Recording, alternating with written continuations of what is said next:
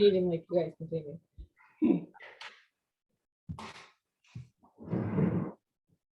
All right, Jerry, you ready to get started?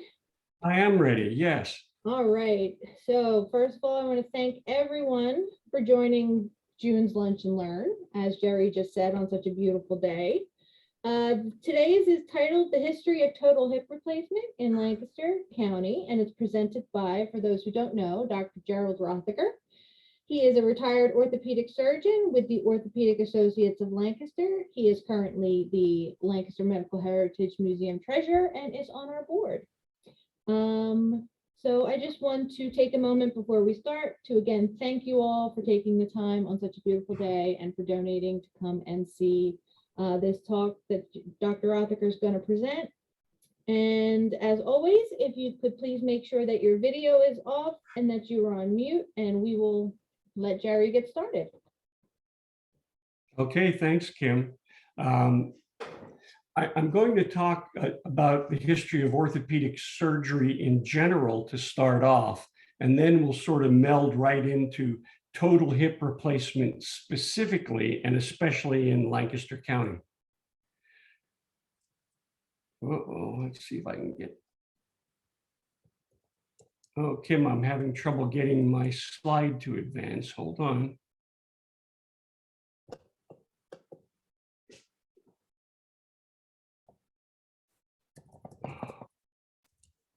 It was working before. It absolutely worked before, and somehow or another it's decided to not work. Can I get it to do anything? Hold on. I'm gonna stop the share a second. Sorry. Now let me go back to the screen share again.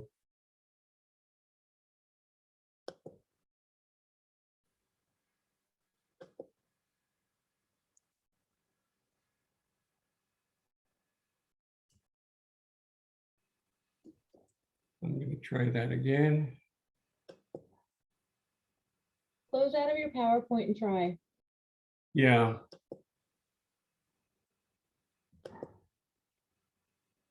Okay, you see that? Yes? Mm-hmm. You're seeing my PowerPoint? Yes.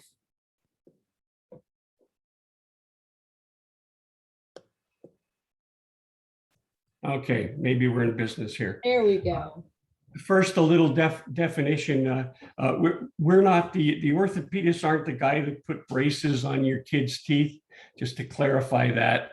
What we are, this is our technical definition, the medical specialty that includes the preservation, investigation, and restoration of the form and function of the extremities, spine, and associated structures by medical, surgical, and physical methods.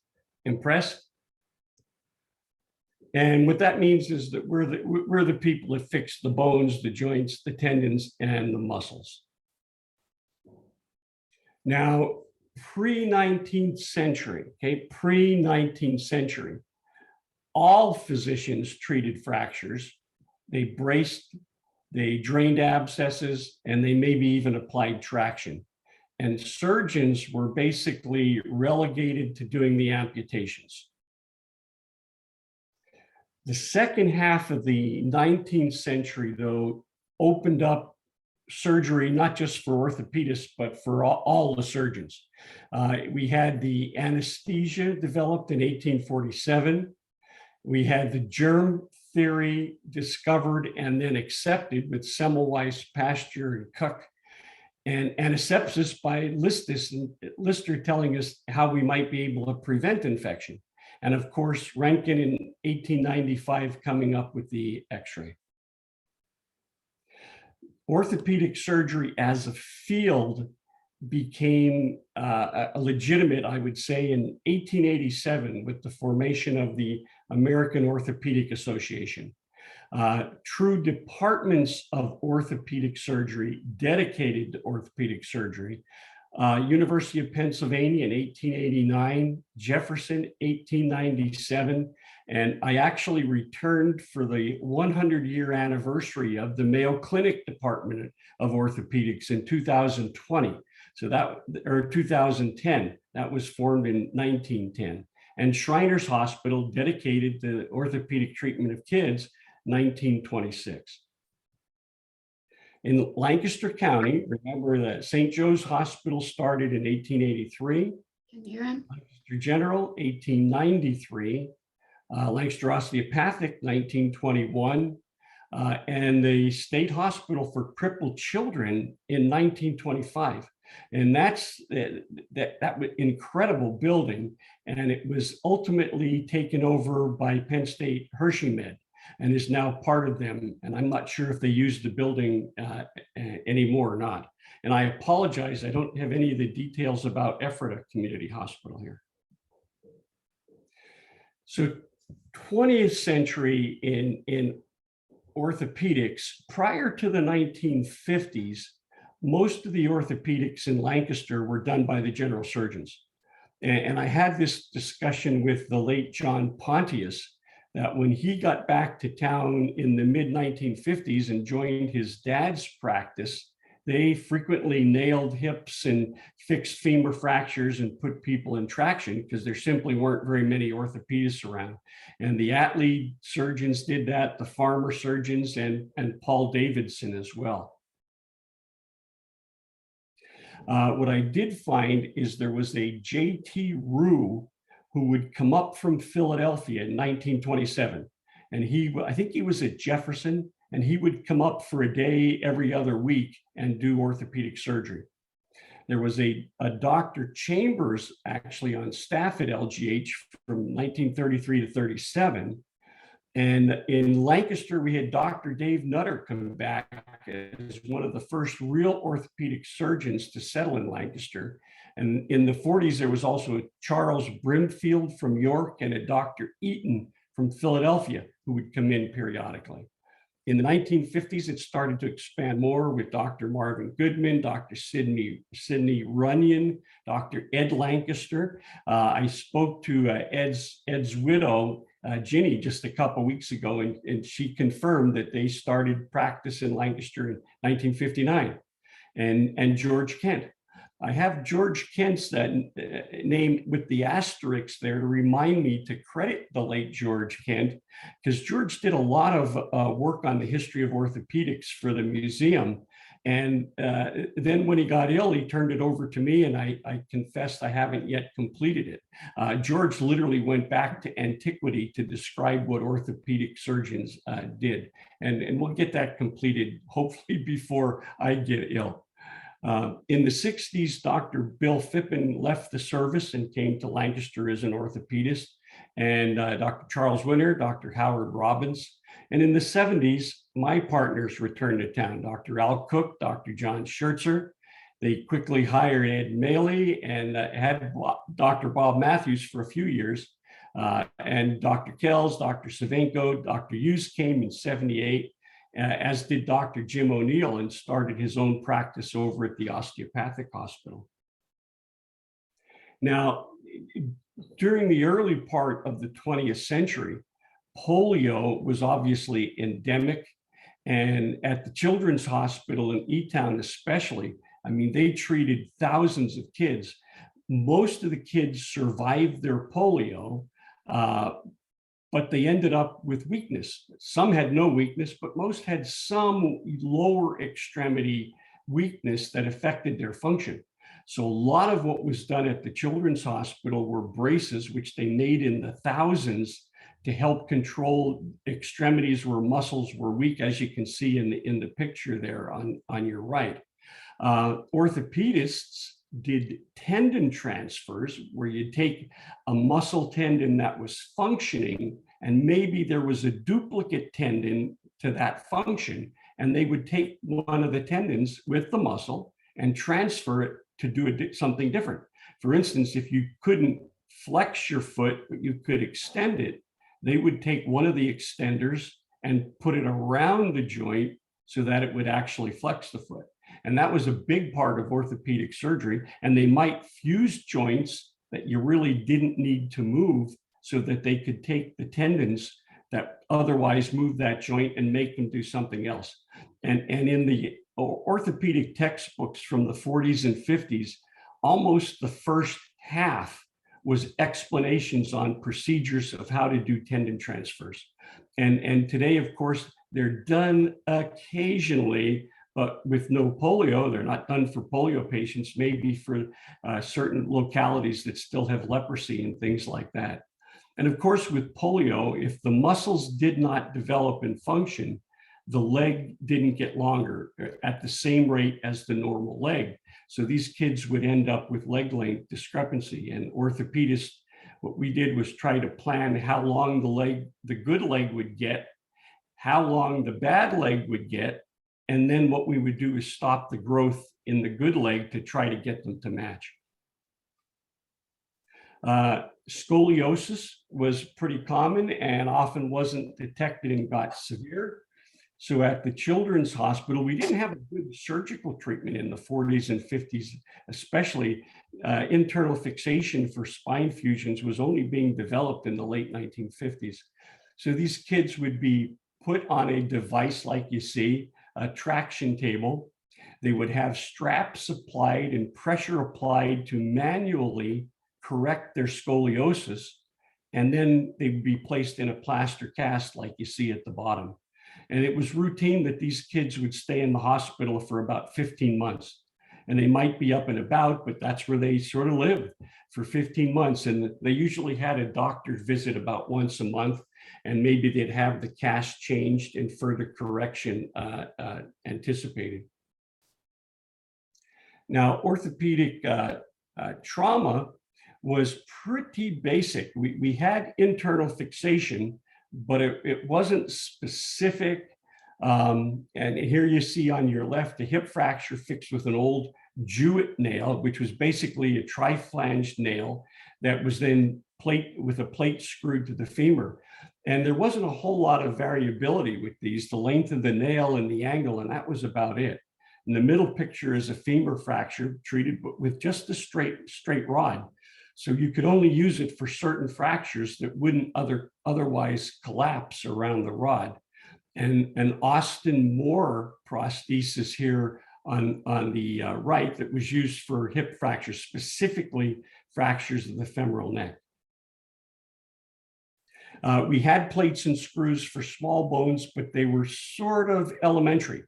There were different lengths, but not really different thicknesses. There were different screw lengths, but not much in terms of different screw sizes.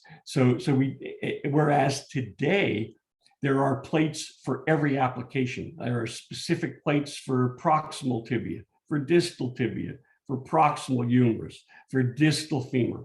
The armamentarium is incredible. And many patients we ended up treating with casts. And it wasn't uncommon that we would cast. And if at a month it looked like the fracture was angulating and it was no longer acceptable, we would take a wedge out of the cast and try to correct the fracture and then just wrap more plaster around it to hold it. And this was sort of the first choice of treatment. Often you didn't think surgery early on. And there were some patients who their entire fracture was treated in traction. I have one patient that I still see on occasion early in my practice, early 80s, who had a femur fracture from an automobile accident with many pieces comminuted. You could not fix it with what we had available at the time. And even though she was in her 20s, we treated her in traction for 3 months. And the fracture ultimately healed and she was able to get back on her feet. Orthopedic surgeons did back surgeries. Believe it or not, the idea that it was a ruptured disc that caused sciatica, pinching of the nerves, was only come to in the 1930s. So it was a relatively recent operation, and back fusion might be added to it. Sports injuries, work injuries, they were just as common then as they are today. But our treatments weren't as sophisticated. We did open meniscus surgery. The meniscus is this sort of curly thing on the periphery of the knee joint. But the operation we did was to open up the knee joint. And then we had a curved knife that would go right around the periphery of the meniscus, and we removed the whole thing. That was the standard. You were in the hospital maybe a week, often put in a cast, and it took a while to recover from that operation. Ligament injuries, if the ligament was torn off the bone, we could fix it with a staple. Otherwise, you were sort of put in a cast and left to get stiff and then see if you could recover your function. It wasn't until really the 1980s that it was finally figured out that one could tear their anterior cruciate ligament, but not tear the other ligaments. We thought earlier that to tear the anterior cruciate, you had to tear at least a collateral ligament on the inside or the outside of the knee. So patients that came in and were stable, if we twisted a medial and laterally, we didn't even think that they could have torn their cruciate ligament. But of course, that changed with the MRI coming available in the mid-80s. Rotator cuff surgery was done, but through incisions, and we usually put a big suture right through the bone and pull the rotator cuff tendon back where it belonged. Now, hip arthritis specifically, we didn't have a whole lot to do for hip arthritis before the 1970s. And here's some examples of different attempts to create hip prostheses, both ball and socket, that might take the pain away of an arthritic hip. They didn't work. So in Lancaster, pre-total hip replacement, we had three options. One was the option you see right here, and I'm pointing out where there is no femoral head. And this was a procedure where we simply took the arthritic ball out, left the patient in bed for a month in traction with the hope that in the area where the hip joint was, it would fill in with scar tissue. And if you will, it would become like a leather hinge joint. And there were some patients that did well enough that they could get around with just a cane, but others ended up needing crutches to be able to get around. And it wasn't a great operation when it worked really good. Over here, we have a cup arthroplasty, where the ball part was sort of shaped and a polished metal cup was placed over it, and then it was just put back into the socket. The problem with this one was you only fixed the ball. You didn't do anything to the socket, and it usually didn't work very well either. And the Austin Moore prosthesis, that was used occasionally for hip arthritis, simply because we didn't have anything else to use. Now, this is a knee, of course. One of the things that we would do is called an osteotomy. And a patient here who's a little bow-legged and wearing out the inside of the joint, we would break their tibia and make them knock-kneed instead of bow-legged. And that would change the force from, instead of it being on the worn out inside, it would be on the outside.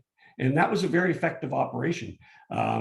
Very popular actually before the advent of knee replacement.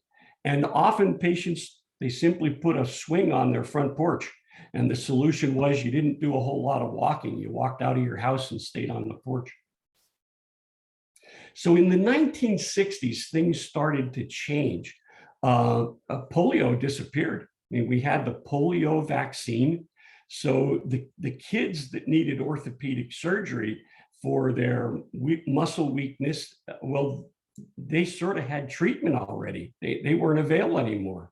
Scoliosis, school screening was started. And with the school screening, the kids would come in, bend over for the school nurse. And if they had even a little scoliosis, they got sent to the orthopedist for an x-ray and were braced early on and weren't as likely to develop severe scoliosis. So the orthopedist was sort of stuck with spine surgery, trauma surgery, and the sports and work type injuries. Now, the big change occurred in the 1960s. And people were trying for years to do a hip replacement. And Charnley said, you know, we need to this is John Charnley, who was an orthopedic surgeon at Wrightington Hospital, Lancashire, England. And he said, you know, you need to replace both sides. You have to do the ball and the socket for it to work. And it has to be durable. So it has to be low friction. You don't want it to wear out quickly. It has to be strong. You don't want it to break after the patient's walked on it for a year or two. And it has to be compatible. The body can't reject it. And he started to develop this process. And the first thing he came up with was polymethylmethacrylate. He figured you had to get the prosthetics firmly attached to the bone. And he decided that polymethylmethacrylate, bone cement, was what you needed. It was already used for dentures. When it was clear, it could be used for eye lenses. And he then went about, he was very much a scientist. Before he ever got thinking about hip replacements, he wrote a terrific book on fracture reduction that you could take off the shelf and read, and it's as applicable today as it was in 1950. But he proved that the bone cement was biologically safe. He actually implanted it into monkeys and watched them for a year or two to be sure they didn't develop any rejection or inflammatory reaction. It was very strong, and it would also be durable. Now, one of the early things he tried was Teflon. And you remember the Teflon pans that came out in the 1950s, unbelievable. You'd plop an egg on it to fry it, and you didn't need any oil or anything. It just didn't stick. There was so little friction. But just like our pans, that in a year, the Teflon started to wear off. It wasn't durable, and the Teflon wore out. And in fact, then it caused a significant reaction in the body. So that wasn't going to be an answer. Now, you remember The Graduate, and the phrase that comes from The Graduate is when Mr. McGuire tells the young Benjamin, who's sort of got his graduation party, one word: plastic. And by good luck, Charlie already had come up with a stainless steel ball and stem like you see here. He'd come up with the polymethylmethacrylate like you see here, but he didn't have the other side of the joint. And it turns out on a Friday afternoon in his lab at Wrightington Hospital, a fellow selling polyethylene, ultra high molecular weight polyethylene, came to the lab and said, fellas, I'd like to talk to you about getting some of this, buying some of this polyethylene. And they said, oh, it's Friday afternoon. Can you just leave us a sample? So he left them a sample of polyethylene, and the technicians put it on a machine that they had developed.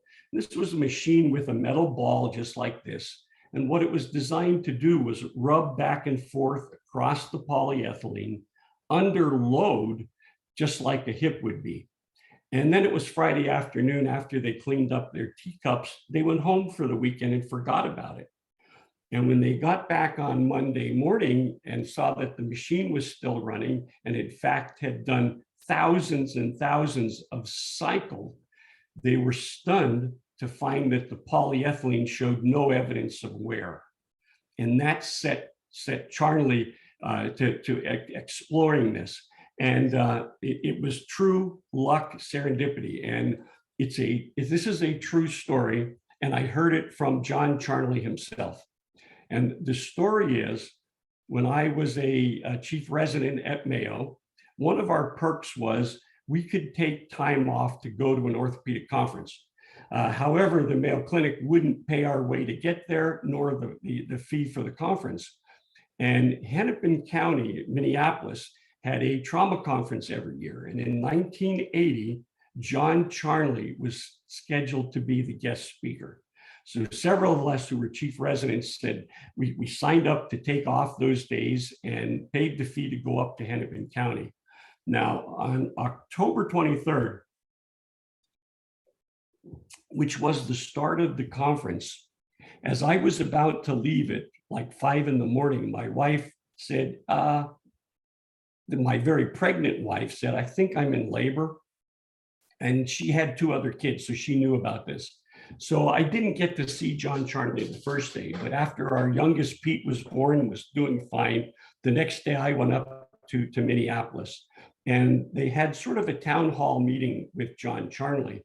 And he told the story about the salesman who came to the lab with the polyethylene. So I know it's a true story.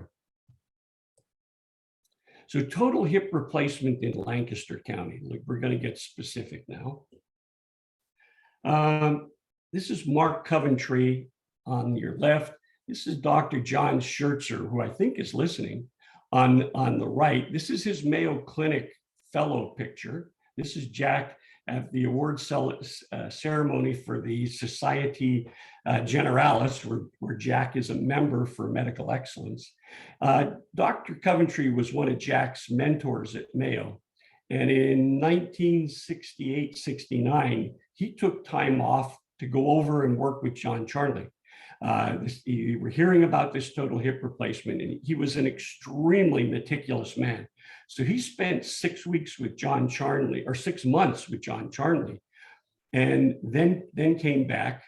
He got the very first FDA approval to use bone cement in the United States.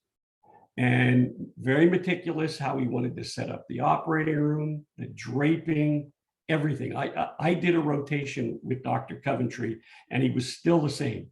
And when you did a hip replacement, the surgeon stood on one side of the table, the first assistant on the other. One light was over one's right shoulder, one was over the left shoulder. It was down to being that meticulous. Well, Dr. Schertzer decided he had to see this, and he asked to extend his training for 6 months so he could work with Dr. Coventry more. And when Dr. Coventry did his first hip replacement, Dr. Schertzer was the first assistant. And when he did the second one, as was his way at Mayo, Dr. Schertzer did the second hip replacement, and Dr. Coventry was his first assistant. And this was the hip replacement as it was done at that time. Here you can see the stainless steel shaft, metal ball, polished stainless steel. The cup is right here. You don't see polyethylene, but there's a metal in it that you can identify where it is. And all the white stuff that surrounds it, that's not bone, is the polymethyl methacrylate. And the technique was to remove the trochanter bone right here, literally used a saw or a chisel to remove that, pull it forward, do the operation, and then repair it when you finish. And that was the operation he did at Mayo. And when he got back to Lancaster, started to do here. For those who were physicians back in the 60s, the draft was still on, and there was no deferment for medical school or residency. And if they wanted you, they took you unless you got a deferment through the Berry plan. And that plan was such that you committed to 2 years of armed services service after your training, and then they wouldn't draft you out of your training. So when Dr. Schertzer finished in 69, he went into the military for a couple of years, and then he returned to Lancaster in 1971 and joined up with Al Cook right around that time. And FDA, fortunately, in 1972, January, decided that you no longer needed special approval, that bone cement methylmethacrylate was now approved for use.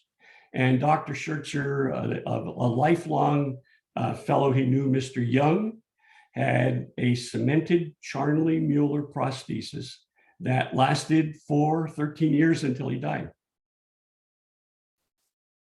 Now, the criteria for hip replacement at that time, we're talking now early 70s, you had to be 65 or older. If you were younger, sorry, you're too young to have it. Because remember, we didn't know how long they would last then.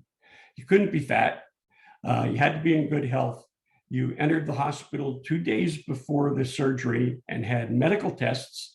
The medicine doctor said you were okay for the surgery. You had betadine antiseptic showers for 2 days. And you had antibiotics for a week after the surgery, warfarin blood thinner for 6 weeks. Your hospital stay was 2 weeks, the first week of which you were in bed with a wedge, a foam wedge between your legs to keep your legs apart and prevent the prosthesis from dislocating. And you were discharged at 2 weeks on a crutch or walker for 6 weeks, and you could put just a little weight on that operated leg. And we're talking now 1972. And the surgical approach is a little technical here. Here's the hip, here's the gluteal muscles.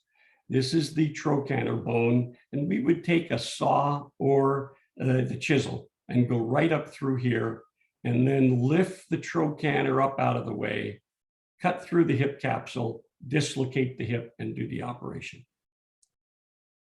Now, there were other certain, the problem with that operation was you had to repair the trochanter bone. And although it healed almost all the time, it didn't heal all the time. And there were a few percent of patients who were left either with a limp or pain where the trochanter didn't heal. So there was work done on other approaches, and many started to use an anterolateral approach where instead of taking that trochanter bone off, the hip was externally rotated. The very front part of the gluteus medius was removed, the hip capsule removed, and then the hip dislocated and the operation was done. And there was a little learning curve to that operation, but it worked. Although even with that one, sometimes the patients had a limp if the gluteus muscle didn't heal adequately. Or you went in the back of the joint, more posteriorly, you split the gluteus maximus muscle, internally rotated the hip, and removed the short external rotators that don't do much, the hip capsule, and did the operation from that direction. Now, it didn't take too long into the 80s when we realized that they weren't all going to last forever. Many did. Many patients, especially figuring they were 65 or older when they had it done, they took their hip prosthesis to the grave. But others wore out or got loose, and we had to come up with solutions for this. And on this X-ray, here's the cup. Here's the wires in the cup. This cup used to be down here. And what's happened is it's gotten loose, and as it's migrated, there's osteolysis, and that means that the bone literally is dissolved. So the cup is loose, and then the stem is loose, and we called that cement disease. We thought it was a problem with the cement, and we then set about coming up with bone ingrowth alternatives. With this, maybe you could get bone to grow into the prosthesis, and then it wouldn't need to be fixed with cement. And one of the first ones was a PCA hip, the porous-coated anatomic. And here's a picture of it right here. And these beads is where the bone was supposed to grow in. This picture is a cup that we've removed that had bone ingrowth. And all of these areas are where bone grew in that we literally couldn't separate it from the cup when we took the cup out. And here's a neat microscopic picture. These are those centered beads, just like you see here. And this is osteoid or bone. And you can see where it grew in and basically articulated in these crevices to lock the prosthesis into place when it all worked right. In the 80s, we also developed modularity. We had a prosthesis stem that went in the femur and a separate ball that was impacted onto here, a plastic cup, and that was impacted and locked into a separate metal cup. These were bone ingrowth, this was bone ingrowth, and the modularity allowed you to use different ball sizes depending on the patient's size and age, but also have extensions that could make the hip longer or shorter depending on getting the leg length as close to normal as possible. As we got into the 90s, we found that the bone ingrowth didn't occur dependably in everybody. And different styles were developed. And this is one called the AML, which stands for anatomic medullary locking. And you'll notice, first of all, it's straight and it has these sintered beads up almost over the entire shaft, plus a column. And we would hollow out the inside of the femur with a straight reamer and then impact this in the bone very snugly. And the collar would sit on what was left of the femoral neck and not allow it to subside. And this was very successful in terms of it growing in with bone. And of course, here's the metal cup with a plastic liner in it. There was some consideration now of, since the polyethylene could ultimately wear out, let's find even better surfaces for bearings other than the polished stainless steel. And this is a ceramic ball made of alumina silicate, ceramic, if you will, and it has very low friction when it's polished and has better wear properties on the polyethylene. However, the early designs could fracture, and they could fracture catastrophically that all of a sudden the patient couldn't walk and you found the ball in thousands of pieces. So there was a little reluctance to use those, and they were expensive, a lot more expensive than just the stainless steel ball. A little example of polyethylene wear here. This is a plastic cup here, one of the old style. This is the polymethyl methacrylate that was pulled out with the cup. And you can see how it interdigitated into the trabecular pattern of the bone. And you can see it's thinned. And when I backlight it, you can really see how thin that cup has gotten. And that was one of the issues with the polyethylene. The other thing that happened in the 90s, here's serendipity coming in again. It was thought that what we used to sterilize the plastic in manufacturing was ethylene oxide, that this probably wasn't good for the environment. And every time our circulating nurse would open up the plastic cup, this stuff was released into the atmosphere. They would breathe it, probably not a good thing. And they decided to sterilize them with irradiation. Of course, irradiation kills the germs, the spores, and everything. And they found out that not only did it work for sterilization, it actually made the polyethylene stronger. The polyethylene polymer molecules cross-linked and were stronger. Now, like all good things, serendipity is good and it's bad, because when they came out with the Hylamer cup with this technique in 1990, it was supposed to last forever because it was had such good mechanical properties. But we found in a few years, when we were following patients with X-rays, we could see that their cup was wearing out. And usually we didn't see such a thing in the old polyethylene for 12 or 15 years. And then at about 5 years, if we took a cup that had sat on the shelf for a while, they were already starting to delaminate and they hadn't even been implanted. And it was determined that it was oxidation. When they did the irradiation, it was done in an atmosphere with oxygen, and it created free radicals in the polyethylene. And those free radicals broke down the cross-link and the polyethylene change and actually made the cups weaker. So we went to irradiation in an atmosphere without oxygen, and then found just the right dose of radiation that not only killed the germs, but also improved the cross-linking. And that polyethylene came out in 1998 and has been a terrific success since. Here's an example. The traditional polyethylene, this is volumetric wear that we would see over a period of time. With the new highly cross-linked polyethylene, this is how much wear we would see. It was that different. Now, with how long a hip would last depended on a patient's age, activity, weight, and I will say luck. Hopefully the surgeon would get the prosthesis in the absolute ideal alignment so that everything would work great, the hip wouldn't dislocate, and there would be no infection developed. As we got into the new millennium, there was, of course, direct vendor to patient marketing, and patients would come in with the picture saying, hey, this is what I want. The FDA approved ceramic on ceramic. Ceramic is very hard and it's really difficult to wear it out. However, about 3% of patients with ceramic on ceramic would squeak. And it was very annoying. Every time the patient would get up from a chair, walk up the steps, their prosthesis would actually audibly squeak. So there was some reluctance in doing that as well. This is a ceramic head that's marked where it was a squeaking one that showed it was actually impinging and showing some wear. We thought, hey, let's resurface. Why do we have to take all this bone away? And this prosthesis was developed with metal, and it articulated with metal.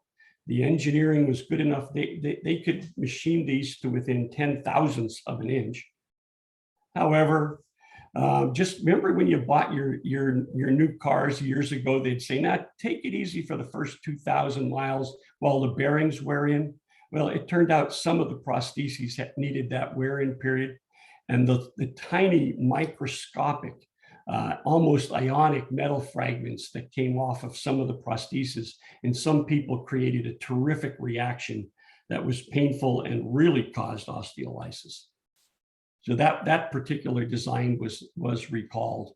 And then, of course, patients wanted smaller surgeries, minimally invasive. Dr. Carl Adolph started to do a 2-incision technique. He was in our group where you'd make a tiny incision in the front to do the cup, tiny incision in the back to do the ball. And that worked pretty well. And after a couple of years, a few of us decided that, you can do the whole darn thing from the back. And we started to do that. And of course, this is Jared. Remember Jared from Subway? All the weight that he lost only eating Subway subs. And the thing with minimally invasive, everybody wanted it. But I used to tell them, if you're too fat, we can't use a tiny incision. We have to get way down in there. And I used this slide at one of the family practice review conferences about hip replacement. And after it was over, this fellow came up and said, "Oh man, Dr. Rothacker, your talk was just great. By the way, Jared is my son." In 2011, Dr. Seth Boblitz, as far as I can tell, did the first robotic total hip, and that was at Lancaster Regional. And in 2012, our late Dr. Estes, he did the first direct anterior approach total hip at LGH. Now, the direct anterior approach is getting more popular because you can do it without, you almost don't have to remove any muscle from the hip. The problem is the hip isn't made to be entered without taking some muscle away.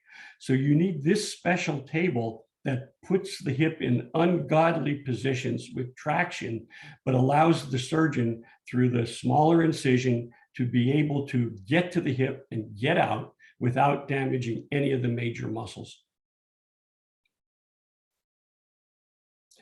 2010s, of course, the recession of 2008, the Affordable Care Act, nobody knew what that was going to do. It did sort of slow down any incentives for new designs in orthopedic development.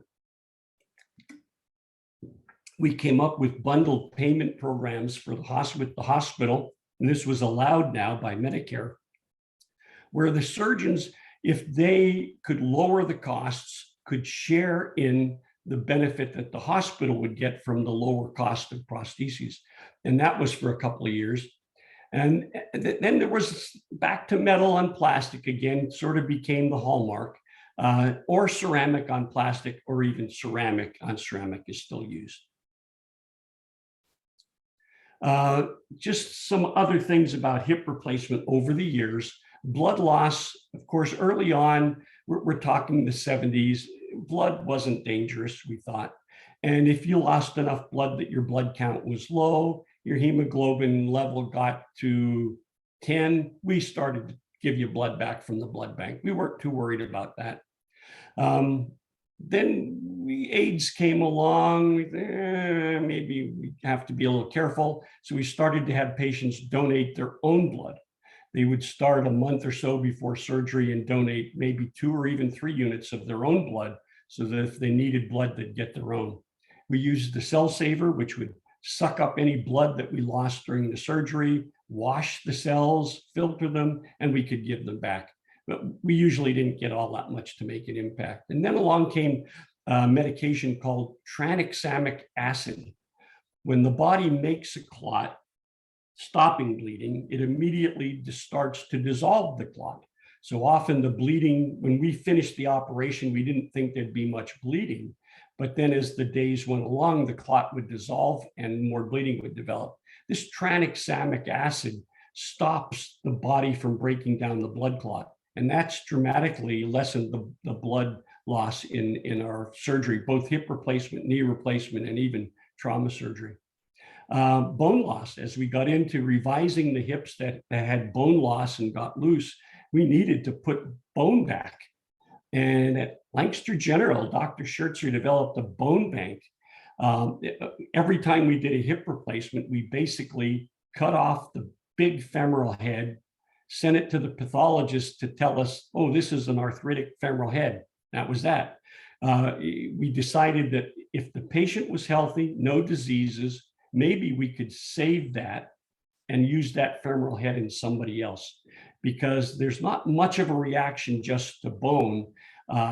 So we got approvals and we created a bone bank where the femoral head, if the patient had no diseases, we got patient approval. We tested them for diseases initially. If they had no HIV, they had no hepatitis, we would take the ball, seal it sterilely, and it was put in a refrigerator at about 70 below zero. And then 6 months later, the patient would come back in if they were willing. We'd retest them. And if they hadn't developed hepatitis or HIV or any crazy disease like Jacob Creutzfeldt, well, then we would be able to use that femoral head on somebody else, and we could cut it and shave the bone, wash it, and put it in patients that needed bone replacement. Now commercial bone is used, and little by little, our bone bank was put out of existence. Infection was always a problem with hip replacements. Any surgery has a percent or two of infection, and Charnley actually early on had much higher than that. And we do everything to prevent that: skin preparation, antibiotics to prevent infection. Early on, there were laminar flow rooms where there was a big filter on one end of the room. Air came through totally clean that would go across so bacteria couldn't drop off the surgical field. Patients were in private rooms at General Hospital. When we started to do this, we insisted on private rooms, and that worked for about 15 years. And then they said, oh, no, we can prevent infections because everybody washes their hands here. And they were put in semi-private rooms. And of course, our infection rate went up. And now it doesn't matter, everybody has a private room. And then we started to use spacesuits like this, where the surgical team is completely hermetically sealed. We have helmets on that give us air, and we have no way that we can shed a bacteria onto the patient. Length of stay, 70s, 2 weeks, 80s, 10 days, 90s, 5 days. By the time we got the new millennium, it was about 3 days. And when we got to the 10s, 1 to 2 days, and now, the last year, there have been patients being done as an outpatient, where if they're good patients, they get some therapy before, they have a nurse that comes in and checks them out, their family, somebody has to stay with them, and they go home the same day. Pretty remarkable. And the biggest thing that made this difference, we found, and I would say certainly from the 2 weeks to the 3 days, was that instead of telling the patients they'd be in for 2 weeks, we told them they'd be in for 10 days. And if they got to 10 days, they'd say, well, aren't I supposed to go home today? And of course, we stopped keeping them in bed for a week, and we let them get up the next day. Now they clearly get up the day of the operation. Robotic surgery is here, and I think may eventually have a much bigger role. With robotic surgery, the patient gets a CAT scan. That digital data is put into the computer. At the time of surgery, the patient is secured on the table.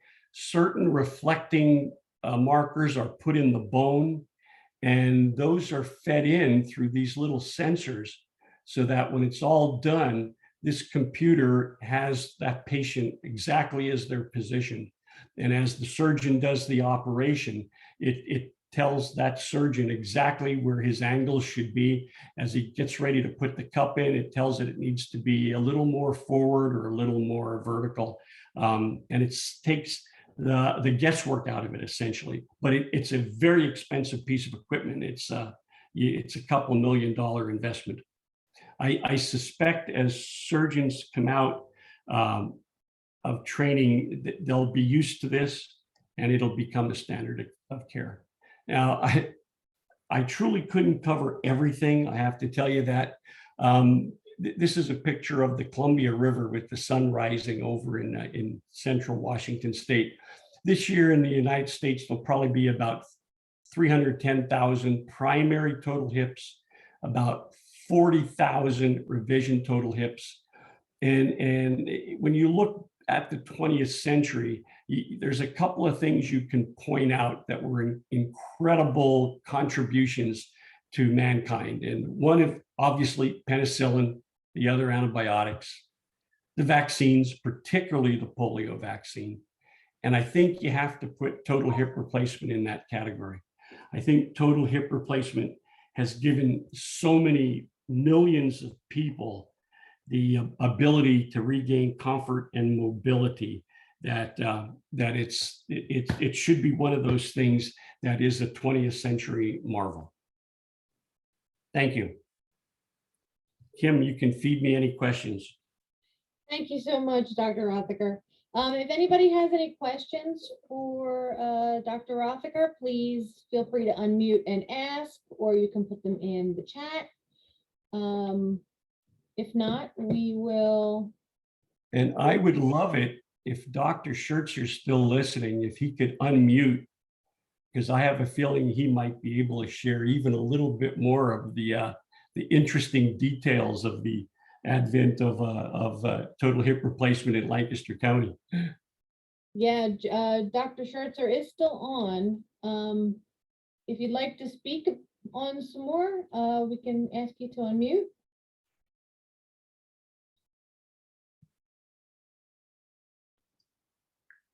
Hello. Hello. Hey, hi, Jack. Hi.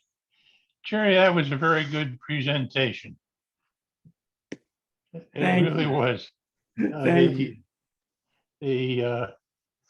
The intensity of doing the first total hips at LGH, or I should say at Mayo, with Mark Coventry, was just a real unforgettable experience. And we brought that same intensity to LGH when we started the program here. It seems kind of foolish what we did compared to what is being done now, but that is the evolution of It is, yeah, exactly. Yeah. of total hips.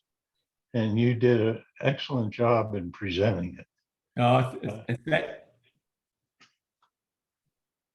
I thank you for that.